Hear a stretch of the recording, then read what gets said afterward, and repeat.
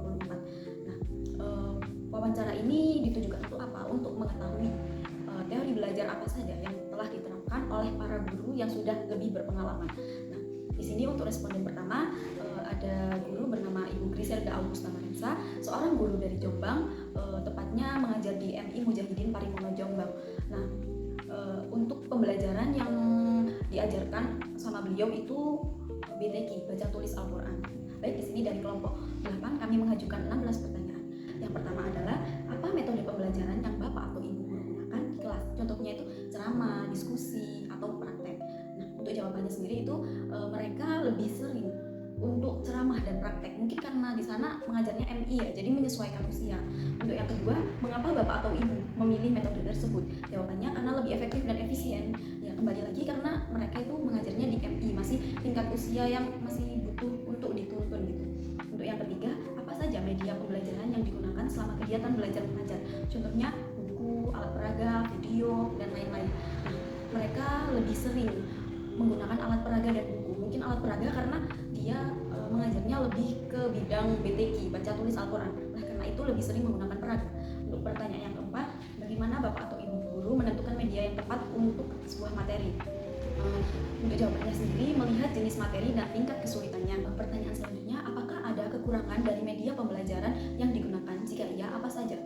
Kurangnya pemahaman anak jika tidak mau memperhatikan alat peraga. Jadi si anak itu kurang tertarik mungkin ya sama alat peraga, jadi kurang memperhatikan. Untuk pertanyaan selanjutnya, bagaimana Bapak atau Ibu menciptakan suasana kelas yang kondusif? Jawabannya dengan melaksanakan ice breaking supaya kelas itu tidak terlalu tegang gitu. Terus selanjutnya, bagaimana Bapak atau Ibu mendorong siswa untuk aktif berpartisipasi dalam pembelajaran? Jawabannya lebih memberikan reward dan punishment kepada siswa yang aktif atau siswa yang kurang. Pertanyaan selanjutnya, apakah teknologi yang digunakan dalam pembelajaran? Jika iya, apa saja bentuk teknologi yang dimanfaatkan? Jawabannya berupa alat peraga, yang kembali lagi seperti tadi yang saya katakan, ini mengajarnya dalam bidang baca tulis Al-Quran, jadi mungkin lebih efektif jika menggunakan alat peraga gitu ya. Untuk selanjutnya, bagaimana Bapak atau Ibu mengatasi keterbatasan akses teknologi bagi siswa? Jawabannya dengan mengenalkan teknologi alternatif lainnya. Pertanyaan selanjutnya, adakah inovasi atau pendekatan unik yang digunakan guru dalam pembelajaran? Contohnya, pemberian hadiah kepada siswa yang berhasil menjawab sesuatu gitu. Jawabannya, pemberian reward dan punishment yang disepakati bersama antara guru dan murid. Mungkin sebelum itu sudah disepakati, bagi yang jawabannya benar ada rewardnya khusus, untuk jawabannya yang kurang tepat mungkin ada punishmentnya gitu, supaya mereka lebih semangat dalam belajar. Untuk selanjutnya, pertanyaannya, menurut Bapak atau Ibu, apakah pengulangan penting dalam memahami pembelajaran? Jika iya, kenapa? Jawabannya itu penting karena lingkungan memiliki pengaruh cukup besar terhadap kepribadian anak. Pertanyaan selanjutnya, apakah Bapak atau Ibu memberikan suatu tugas yang dapat mengasah kemampuan berpikir kritis siswa? Seperti apa bentuk tugas yang diberikan? Jawabannya seperti soal-soal hot. Pertanyaan selanjutnya adalah, apakah Bapak atau Ibu sering meminta siswa bekerja kelompok atau berdiskusi? Kalau iya, kenapa? Jawabannya iya, untuk melatih kerjasama tim. Pertanyaan selanjutnya, menurut Bapak atau Ibu, apakah dorongan dari luar seperti pujian penting untuk semangat belajar siswa? Kenapa?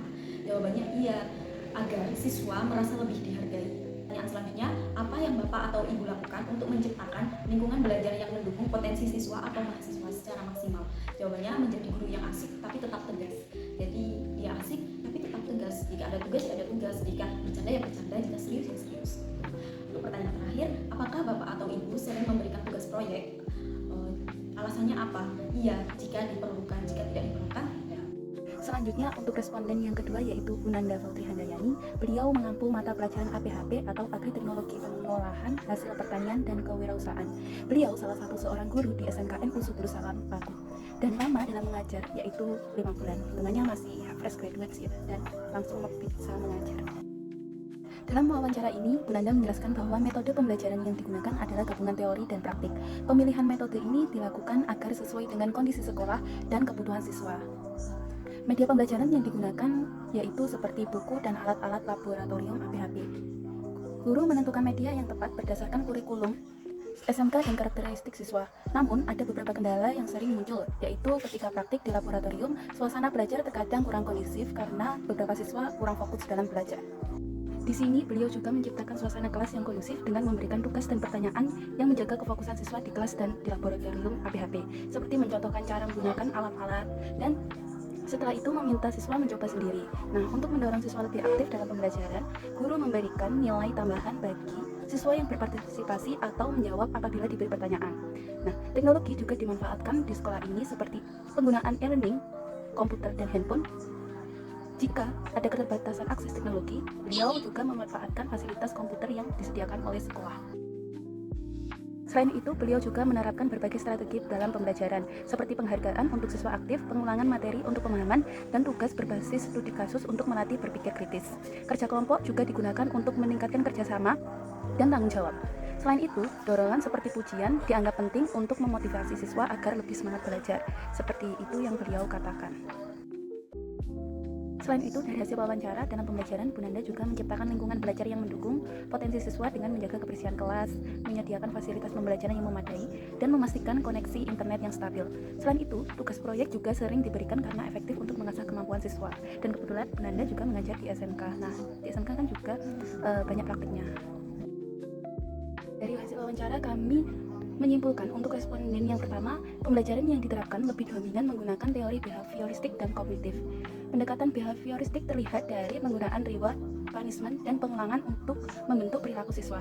Sedangkan pada teori kognitif tercermin dari penggunaan media pembelajaran yang sesuai dengan tingkat kesulitan materi, serta soal HOTS untuk melatih pemikiran kritis. Unsur teori sosial dan humanistik juga ada seperti kerja kelompok, pujian, dan ice breaking. Namun teori konstruktivis kurang menonjol secara keseluruhan. Pembelajaran mengutamakan kombinasi teori behavioristik dan kognitif. Untuk responden yang kedua, kami menyimpulkan bahwa proses pembelajaran menggabungkan teori konstruktivisme dan behavioristik. Pendekatan konstruktivisme terlihat dari metode seperti diskusi kelompok, tugas proyek, studi kasus, dan praktik langsung yang menempatkan siswa sebagai pusat pembelajaran. Selain itu, guru juga mendorong siswa membangun pengetahuan sendiri melalui pengalaman, interaksi, dan eksplorasi. Sementara itu, teori behavioristik terlihat dari pemberian penghargaan seperti pujian dan nilai tambahan untuk memotivasi siswa agar aktif dan membentuk kebiasaan belajar positif melalui stimulus dan respon. Nah, itu saja yang dapat kami sampaikan. Kurang lebihnya mohon maaf. Wassalamualaikum warahmatullahi wabarakatuh. See you.